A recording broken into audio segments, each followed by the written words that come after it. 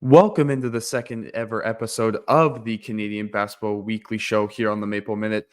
I am your host, as always, Elliot Russenholt.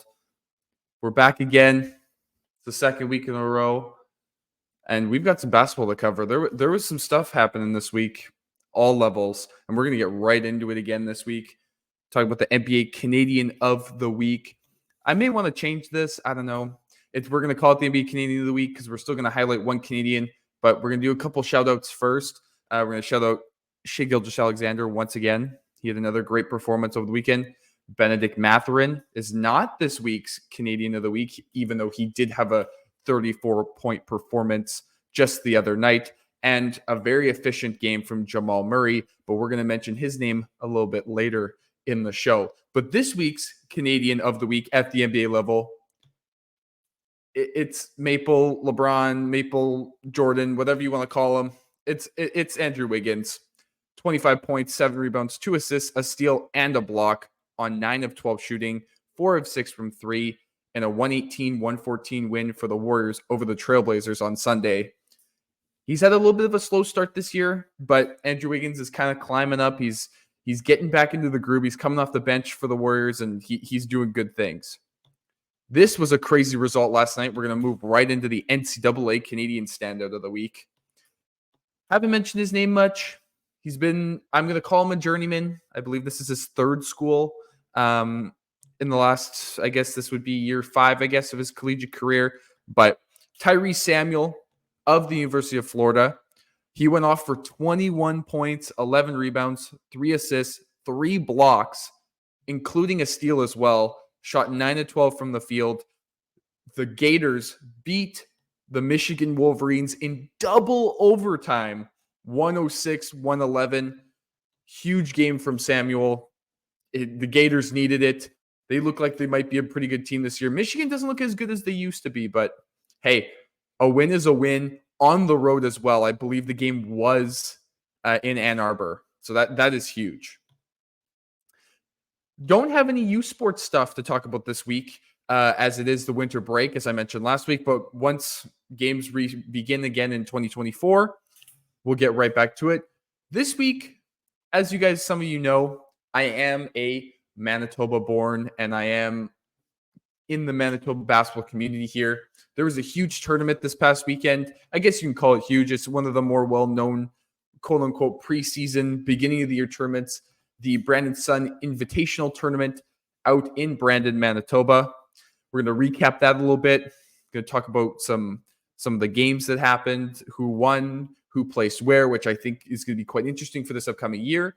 And then I'm going to also mention one of the other tournaments that's happening today, actually, and throughout the rest of the week. So the Dakota Lancers, for the first time since 2009. And I'm not just mentioning this because I am a Dakota alumni, and I went to 2 finals in that tournament and lost both times to the team that was in third place, or won third place this year, rather. I'm an alumni of Dakota. I'm not mentioning this. I would have mentioned it if they had lost anyways. But the Dakota Lancers won the tournament for the first time since 2009 over the Daniel McIntyre Collegiate Maroons. I don't remember what the score was. I believe it was around a 15 to 20 point game by the end of it. Dakota really I got to watch a bit of the game online. Dakota really took hold in that second half, and that around the middle of the third quarter, they really, really turned it up. Tournament MVP was one of the players who I will have at some point in the new year inside my probably top 5 or top 3 players in the province. Kismayo DeMichael won tournament MVP. He had 22 points in the first half. I do not know what he ended up with. I'm believing it was probably somewhere around in the 30-point range. He was absolutely nuts. He is one of the best scorers, I would say, in the province right now for at least that grade 12, 2025 age group at the high school level anyway. Can get it done at the rim. He can shoot from beyond the arc. He has range. So be on the lookout for him. I'm probably going to be talking about him throughout this year. As I mentioned, the Daniel Mac Maroons, or DMCI, ended up placing in second. Going to go talk about these placements now. The Vincent Massey Trojans, who were the winners of the last 2 editions of this tournament. Or I believe, I guess, or 2 of the last 3, it may have been. I'm not sure if they won last year. I believe they did. So either way, they've already won the 3-peat. I can't remember. They've won this tournament quite a bit. They do finish in 3rd place, beating Maples, who ended in 4th place. The Garden City Gophers, who I thought were going to be probably higher up on this list, probably would have been one of my picks for the final. They do end up in 5th place. Those are the most notable teams coming out of that tournament. There are 2 tiers as well. You can go check out the Basketball Manitoba website if you're super interested in how everybody plays. There's some teams from Saskatoon. I believe one of the teams from Saskatoon I can't remember which one it was, did end up in 7th place, which is, I would say, a pretty big achievement for them because that tournament is normally stacked with a ton of teams. Wasn't as many this year, but I believe it was because there was another tournament actually happening this weekend. Funny enough, one of the teams that was at the Brandon Sun Invitational is hosting this tournament. DMCI is hosting the last Varsity Boys tournament before 2024 is here, right before the winter break. Teams are at this tournament. This is going to be a big one for at least for notable players and names. St. Paul's Crusaders will be there. They are playing Tech Vok in the first round of that tournament. It's a bracket tournament, 8 teams. Sisler is playing Garden City. That's a huge matchup. Bunch of players who played on the Manitoba provincial team, the U17 team, and I believe one member of the U15U team for Manitoba is on the Garden City team. Then one of the other top players in the province plays for Sisler, Lance Mangaran. John Taylor will play for Richmond as well in that tournament. And then the final first round matchup is Maples versus DMCI, which I believe they did play each other, if I'm not mistaken, in the Brandon Sun Invitational. So that should already be a rematch. Should be good. I would expect to see probably St. Paul's and then probably Maples in the final. They are on opposite sides of the bracket. That would be my final pick. But we will see what happens. Going to move on to another new segment. So that segment for Manitoba basketball will be combined in once we come back. Just to keep everybody in the loop here. It'll be the Manitoba segment I'm going to do, but I also want to do segments for other provinces as well. This is going to be something I'm going to do every week as well. This player spotlight I'm about to get into, but we're going to do a recap for Alberta, Saskatchewan, BC, Ontario, Quebec, anything else, any other province, I should say, coming up once the new year has come and gone. Going to keep everybody up to date with who's the top teams are, who's playing well, quote unquote, I guess, player spotlights for each province. But this player spotlight that I'm about to do is for anybody playing anywhere in the country. And it could even be down. I'm even going to count down the states as well. This player is not playing down the states. He's playing in BC for the Tri-City Basketball Academy. This week's player spotlight is Matthew Anglo. He has been on an absolute tear this last week. I just want to shout out Jason, one of our scouts, Jason Perez Carey, for putting me on the radar for this. You're going to hear from all these scouts throughout this show, following shows, in terms of players to watch, and just they're going to give me updates for other provinces. Either way, thank you, Jason, for telling me about Matthew Anglo, because he went absolutely nuts in the last week. So this past weekend, TCBA participated in the 4th annual Sunshine Prep Showcase at IMG Academy in Florida. They played, at least as far as I know, just from what is on the TCBA Instagram, they played against DME Prep and DME Prep National, and Vermont National. So Anglo, in the first game against DME Prep National, the Ontario native had 31 points, 13 rebounds, and 5 steals. Then I believe if it was not the following day, it was the day after, probably at least a day or two later, they played the Vermont National. Anglo had a near quadruple double with 27 points, 10 rebounds, 9 assists, and 7 steals.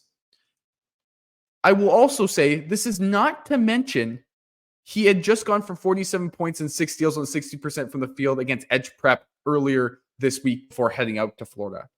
Anglo is currently not signed, and he is a 4 Maple Leaf recruit. according to the Maple Minute and the scouts here. He just has had some unreal performances. Crazy week for him. Just want to shout out Matthew Englo, and thank you, Jason, for pointing that out to me as well. Now into the NCAA Canadian matchup of the week.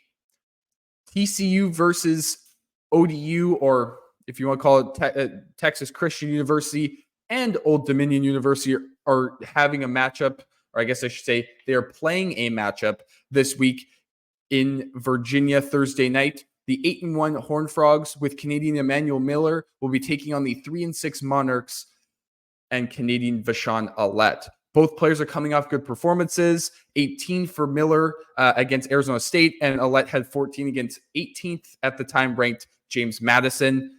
Obviously, Vashon Alette has had a pretty good start to his freshman year, and Emmanuel Miller is really showing that he is the quote-unquote star for the Horned Frogs of the Big 12. So that should be a game you should be watching Thursday night. And then the NBA Canadian matchup of the week. It's hard to really pick anything else other than a Christmas Day matchup. Just because it's Christmas Day, everyone should be watching basketball that day. If you're not, I don't know what you're doing. Christmas Day, Warriors, Nuggets, Andrew Wiggins versus Jamal Murray. Personally, for me, two of the best Canadian players to come out of Canada in the last probably 10 to 15 years at least. You could go longer if you want. They may be two of the three best if you want to include Steve Nash. But yeah, those two they may not guard each other all night, and they may be kind of maybe not really going head to head, but it's still two Canadians, and it's Christmas Day, 1:30 p.m. Central Time. So it should be a really good one to watch this week. All right, so that's everything I've got for this week's show. Obviously, next week is Christmas week, so probably won't be a show next week just because most levels will be taking a Christmas break. Maybe not NBA, but NCAA will be on the Christmas break somewhat, depending on what school you're following. Some do, some don't. And then obviously high school and prep kind of take a break. Kids have started to head back already for the holidays. So the following week we'll pick back up. We may have a longer show for that because I may have to go longer and deeper into the vault to see what we have. But look forward to a couple weeks from now. I would say probably 2 weeks.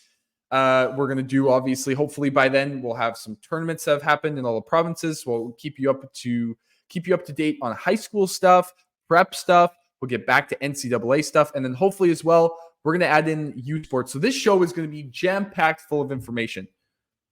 And hopefully I can get some guests on here. I'm going to get some opinions on players and such from other guys that have been a part of this team, part of the Maple Minute team, some scouts. So hopefully I'm hoping you will all join me in a couple weeks, get you more information, keep you up to date with Canadian basketball. This is CBW. This has been episode 2. Thank you for listening. If you're not following everybody on Twitter, go follow everybody on Twitter, Instagram, all the scouts. They'll have all your information all the time about players. Also follow at the Maple Minute on Twitter, Instagram. Follow me as well on Twitter at Elliot Russenholt1 or on Instagram, Elliot_Russenholt. And yeah, hope everyone has a Merry Christmas and Happy Holidays.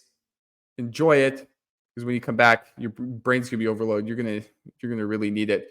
Thank you, everybody, and we'll see you in a couple weeks. Peace.